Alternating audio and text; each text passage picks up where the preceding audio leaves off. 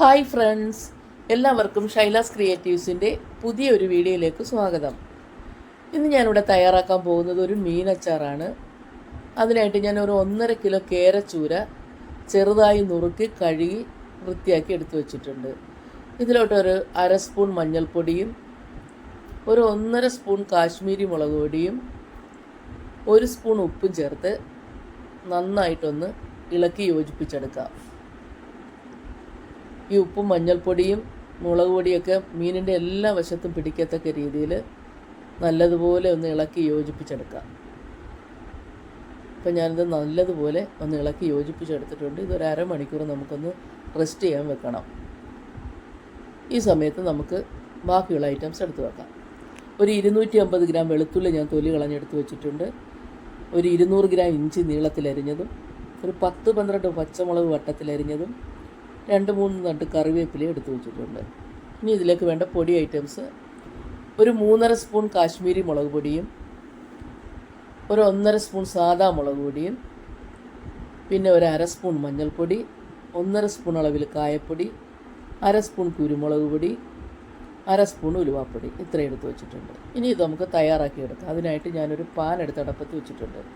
ഇതിലോട്ട് ആവശ്യത്തിനുള്ള എണ്ണ ഒഴിച്ചു കൊടുക്കാം. ഞാനിവിടെ ഒരു 1/2 കിലോ വെളിച്ചെണ്ണയാണ് ഒഴിച്ചു കൊടുക്കുന്നത്. വെളിച്ചെണ്ണയ്ക്ക് പകരം നല്ലെണ്ണയും ഉപയോഗിക്കാം.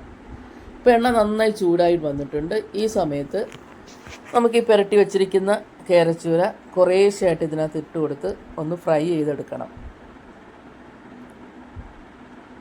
ഇത് ഓവറായിട്ട് ഫ്രൈ ആയി പോകരുത്, അത് കല്ലിച്ചു പോകാനിടയുണ്ട്. ഇത് കറക്റ്റ് പാകത്തിന് വേണം നമുക്കിതൊന്ന് ഫ്രൈ ചെയ്തെടുക്കാൻ. ഇനി ഇത് ഞാൻ തിരിച്ചിട്ട് കൊടുക്കുകയാണ്. മറുവശവും കൂടെ തിരിച്ചിട്ട് കൊടുത്ത് ഇതൊന്ന് ഫ്രൈ ചെയ്തെടുക്കാം. ഇപ്പോൾ ഇത് നല്ല രീതിയിൽ കറക്റ്റ് പാകത്തിന് തന്നെ ഇത് ഫ്രൈ ആയി വന്നിട്ടുണ്ട്. ഒരു പാത്രം എടുത്ത് അതിലോട്ട് നമുക്കിത് കോരി മാറ്റാം. ഈ എണ്ണയിൽ തന്നെയാണ് ബാക്കിയുള്ള മീനും വറുത്ത് കോരിയെടുക്കുന്നത്. ഇപ്പം ഞാനിത് പാത്രത്തിലോട്ട് മാറ്റി ബാക്കിയുള്ള മീനും ഇതിലോട്ടിട്ട് ഫ്രൈ ചെയ്യുകയാണ്. ഇപ്പോൾ ഞാൻ മുഴുവൻ മീനും ഇതിനകത്ത് ഫ്രൈ ചെയ്ത് എടുത്തു വെച്ചിട്ടുണ്ട്. ഇനി ആ എണ്ണയിലുള്ള പൊടിയും അഴുക്കുമൊക്കെ ഒന്ന് അരിച്ചു മാറ്റി ആ എണ്ണയിൽ തന്നെയാണ് ബാക്കിയുള്ള ഐറ്റംസും നമ്മൾ പാകം ചെയ്യുന്നത്. ഇതിലോട്ട് ഞാൻ 1/2 സ്പൂൺ കടുക് ഇട്ട് കൊടുത്തിട്ടുണ്ട്. കടുക് ഒന്ന് പൊട്ടി വരുമ്പോൾ ബാക്കിയുള്ള ഐറ്റംസും, അതായത് വെളുത്തുള്ളിയും ഇഞ്ചിയും പച്ചമുളകും കറിവേപ്പിലയും ചേർത്ത് ഇത് നന്നായിട്ടൊന്ന് വഴറ്റിയെടുക്കാം. നന്നായിട്ടൊന്ന് വഴറ്റി ഒരു ഇളം ബ്രൗൺ കളർ ആകുന്നത് വരെ നമുക്കിതൊന്ന് ഇളക്കി കൊടുക്കണം. അപ്പം ഞാൻ നന്നായിട്ടിത് വഴറ്റിയെടുക്കുന്നുണ്ട്. ഇപ്പോൾ ഏകദേശം ഒരു ഇളം ബ്രൗൺ കളറായി വന്നിട്ടുണ്ട്. ഈ സമയത്ത് നമുക്ക് 1 സ്പൂൺ ഉപ്പ് ഇതിലോട്ട് ഇട്ട് കൊടുക്കാം.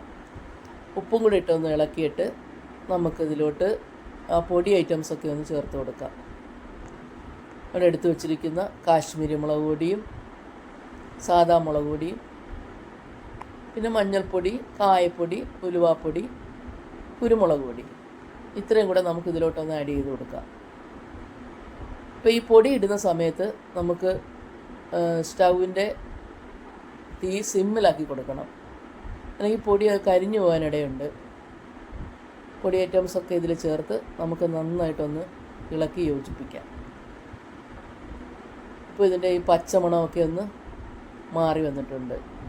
നല്ലതുപോലെ ഇളക്കി ഇനി നമുക്കിതിലോട്ട് കുറച്ച് വിനാഗിരി ഒഴിച്ചു കൊടുക്കാം.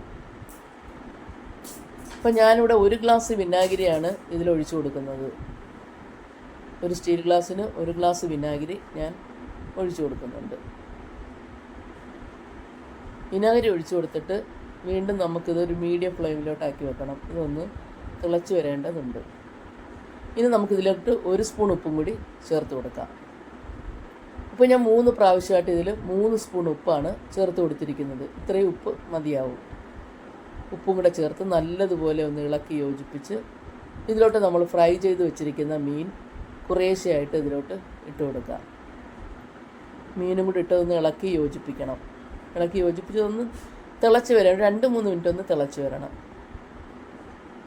എൻ്റെ ചാനൽ ആദ്യമായിട്ട് കാണുന്ന ആരെങ്കിലും ഉണ്ടെങ്കിൽ ഒന്ന് സബ്സ്ക്രൈബ് ചെയ്യണേ, ലൈക്ക് ചെയ്യാനും മറക്കല്ലേ. ഇത് നല്ലതുപോലെ ഒന്ന് ഇളക്കി യോജിപ്പിച്ച് ഇത് ചെറുതായിട്ടൊന്ന് തിളച്ച് വരണം. ഈ അച്ചാർ ഒരു 2-3 ആഴ്ച വരെ കേടാകാതെ ഇരിക്കും. ഇത് ഫ്രിഡ്ജിൽ വെക്കേണ്ട ആവശ്യം വരില്ല. ഇതിൽ നനഞ്ഞ സ്പൂൺ ഉപയോഗിക്കാതിരുന്നാൽ മാത്രം മതി. ഈ സമയം സ്റ്റൗ ഓഫ് ചെയ്ത് കൊടുക്കാം. നനഞ്ഞ സ്പൂൺ ഉപയോഗിച്ചാൽ അച്ചാർ പൂത്തു പോകാനിടയുണ്ട്. ഇപ്പോൾ ഈ അച്ചാർ ഇവിടെ റെഡിയായി വന്നിട്ടുണ്ട്. തീർച്ചയായും നിങ്ങളിതൊന്ന് ട്രൈ ചെയ്ത് നോക്കണം. ഇത് 2-3 ആഴ്ച വരെ കേടാകാതെ ഇരിക്കുന്ന ഒരു അച്ചാറാണ്. ഇത് നമുക്കൊരു പാത്രത്തിലോട്ട് മാറ്റി വെക്കാം. Thanks for watching.